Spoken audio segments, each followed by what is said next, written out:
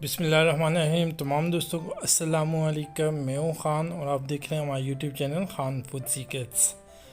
उम्मीद है तमाम दोस्त खैरियत से होंगे, खुश होंगे, सलामत होंगे। अल्लाह पाक इसी तरह खुश और आबाद रखे आप सबको। आप सबसे गुजारिश कि हमारे यूट्यूब चैनल को सब्सक्राइब करें। आज हम बनाएंगे मटन का शौरमा। तो बहुत लजीज टेस्टी बनता है। आइए स्टार्ट करते हैं। सबसे पहले हमने अपने तवे को गर्म करना है। उसके बाद इसके ऊपर हमने बारीक पतली सी रोटी बेल के डालनी है।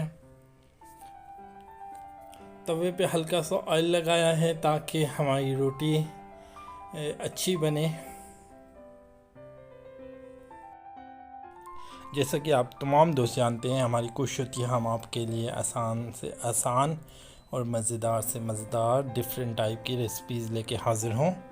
उम्मीद है आपको हमारी रेसिपीज़ पसंद आती होंगी और बस आपके प्यार, मोहब्बत और खुलूस की हमें ज़रूरत है। हमारी तरफ से आप सब के लिए स्पेशल दुआएं कि अल्लाह पाक दुनिया और आखिरत में कामयाबियाँ अता फरमाए। इस रोटी के साथ हमने एक ऑमलेट बनाना है। एक अंडे का ऑमलेट लंबे साइज़ का बनाना है ताकि इस रोटी के ऊपर पूरा आ जाए। रोटी को हमने बहुत ज़्यादा पकाना नहीं है। जैसे ही रोटी हमारी दोनों साइड से हल्की हल्की कुक हो जाएगी तो हमने इस ऑमलेट को उस रोटी के ऊपर रखना है।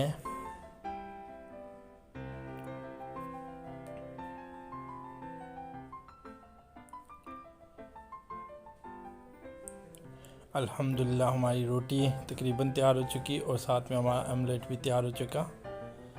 अब हम इस ऑमलेट को रोटी के ऊपर लंबा सा रख देंगे और इसके ऊपर हम डालेंगे।